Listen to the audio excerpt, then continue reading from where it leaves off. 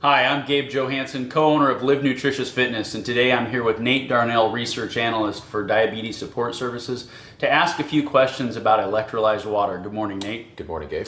Nate, first question I had for you is there's a lot of talk about how much water we should drink. I've seen people say you should have 2 gallons of water a day. I've seen people say you should have 4 glasses of water a day. What's your take on that? Yeah, that's a really good question. And it's not so much my personal take so much as it is kind of a scientific consensus. And I've seen, as a research analyst, I see extremes on both sides. I see physicians that have an extreme opinion that we should be drinking more than that, and other physicians and scientists saying, no, we don't need that much. What we do know is that in 2004, the National Academy of Sciences really put a bunch of scientists to task, and they looked at a whole bunch of data, and it was even difficult for them to say how much we should really be consuming per day, because there are so many differences between human beings, based on size and whether or not they're engaged in a lot of athletics or not. But they pinned down some averages, and they said, for the average woman, she should be consuming about 2.7 liters of water per day. For the average man, about 3.4 liters of water per day. And when we're looking at, how can we translate that into, everyday, kind of measurements and terms, 1 liter is the equivalent of 4 glasses. 2 liters is the equivalent of 8 glasses. So of course, 3 liters would be approximately 12 glasses of water. So one of the other things is that we get a lot of our hydration from fruits and vegetables too, so long as we're eating a really healthy diet. So that doesn't mean you need to consume 3 liters of water or close to 3 liters of water. It simply means that's the recommended daily consumption. As long as we're eating a really healthy diet, we should be getting a lot of that from our fruits and vegetables. Okay. So when it comes to electrolyzed water, there's a lot of talk about demineralized water and reverse osmosis. If an athlete or anybody is drinking demineralized water, what does that do to your body? And that's another really good question. And I think before we even talk about that, I've seen some extreme examples of like overhydration, where I've seen kind of pseudo health professionals say, well, we should just drink water to our heart's content, and that's a very dangerous thing to do. Water can be just as toxic to us, in great amounts as not having enough. And we know, for instance, it's one of like the 3 basic things we need for survival, right? If we don't have air for 5 minutes, we're going to perish. If we don't have water for several days, we're going to perish. If we don't have food, we'll perish after about 30 days. We can go for a while without food. But water is a critical need. At the same time, human kidneys can only filter out 1 liter per hour. So consuming significant amounts of water in short order, it can be hazardous. And the body has to do something with that water. It has to push it to the extremities. That can cause swelling in the extremities, and it can also cause headaches and migraines. Okay. So we really need to think about, well, how much are we really consuming per hour? Right. And right now, I think the consensus is, a liter or less per hour. Can you consume that throughout the day? Sure. And so the effects are swelling, bloating. Well, if you drink way too much, yeah. And then to address the issue of demineralized water, this again is one of these highly contested, controversial issues in the world of health management, which is, is it really good to drink demineralized water? And again, there was a World Health Organization paper that was published in 2004 indicating that there can be in health-related issues with the long-term consumption of demineralized water that's produced either through reverse osmosis or through distillation. And both of these technologies purify water, which has great importance because we're dealing right now with contaminants in our water supply that municipal water engineers never anticipated would even be there 60 years ago. So now we're detecting all kinds of pharmaceutical drug residues in our municipal water supply, all kinds of toxins from manufacturing processes. So it's not an issue of bad-mouthing reverse osmosis or distillation. It has its benefits. The problem is that they're so good at taking everything out of the water, they also take the good things out of the water, like calcium, magnesium, sodium, potassium. And if we're consuming that water, it's electrically hungry, and it's going to start trying to steal those minerals, from whatever it touches. And if we're consuming large amounts, it's going to take it from us.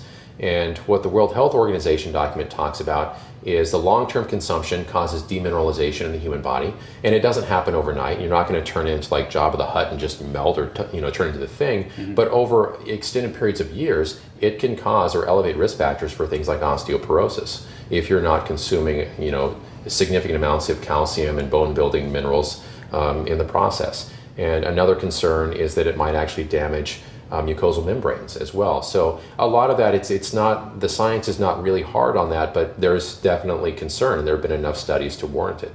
Okay. Other question I had for you was, we provide personal training here at Live. Is hydrogen-rich electrolyzed water something recommended for athletes then? Does it have a benefit to them or to people who are just training heavily? Well, based on all the research that I've read, I think it has a benefit to everybody, and I think moderation is the key. And before we talk about the athletic side, I'd like to talk about the diabetic side. Okay. And because that's my realm of expertise, and just looking at the different options we have for diabetes management. And first and foremost, it's important for everyone to understand that diabetes is a global epidemic, and we often call it the silent epidemic because it doesn't receive nearly as much airplay or focus as it really should. It costs our nation $250 billion a year just to address diabetes and its complications, and that number is growing. I mean, we're dealing with adolescents that 20 years ago, it was unheard of for adolescents to be diabetic. And now 25% of American adolescents are diabetic type 2s. And we're not really sure what's causing all of that, but with common sense, we can look at just the standard American diet and say, gosh, look at the amount of sugar that's in this. Look at the amount of trans fatty acids that they're consuming, and we're allowing it to happen. But diabetes is also a gateway disease, and it contributes to accelerated development of cardiovascular disease, osteoporosis, neurological issues, cancer, the list goes on. So really what a diabetic would encounter is what everybody else would encounter. They just do it a heck of a lot faster. Yeah. And they technically don't die from diabetes. They die from collateral damage to all of their peripheral organs through chronic oxidative stress. And this is what hydrogen really suppresses. And of course, with electrolyzed reduced water, hydrogen is the primary component that really suppresses this kind of oxidative fire in the human body. And it's not, I know a lot of physicians have concerns about antioxidants and people taking too many of them. And there's a concern about that too, because we do need oxidative processes happening inside the body for regular function. But it so happens that hydrogen, based on existing research, it's selective. It doesn't disrupt any of those vital oxidative processes that we have to have working. It's very selective. It only suppresses, I don't know how it knows this, but it only suppresses those that seem to be bad or have a negative influence on the body. And with the diabetic population, we know that if they're consuming between 1 and 2 liters per day, which is what we've done all the studies up to, and that's essentially 4 to 8 glasses, we know that it increases their insulin sensitivity. So that is a good thing because it reduces the amount of insulin that they need. That also reduces the cost of their insulin. Insulin is very costly. We know that, again, consuming 1 to 2 liters reduces their LDL cholesterol on average by 15%, and that's the bad cholesterol. It increases their HDL cholesterol, which is the good cholesterol, by 7 to 8%. HbA1c is a measure of their average blood glucose over the past 90 days.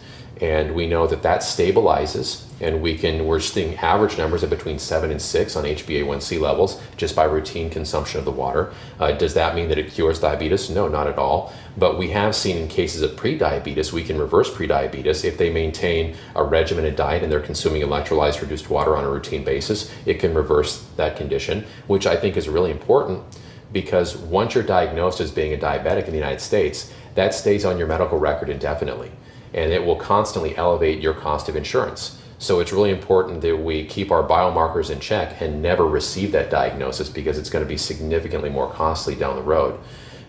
Now, with regard to athletics, we're seeing something very similar in that we also know that the hydrogen-rich water, because it functions as a very powerful antioxidant and has some degree of acid-alkaline suppression kind of capabilities in the athletic population, we're seeing that it actually reduces lactic acid accumulation.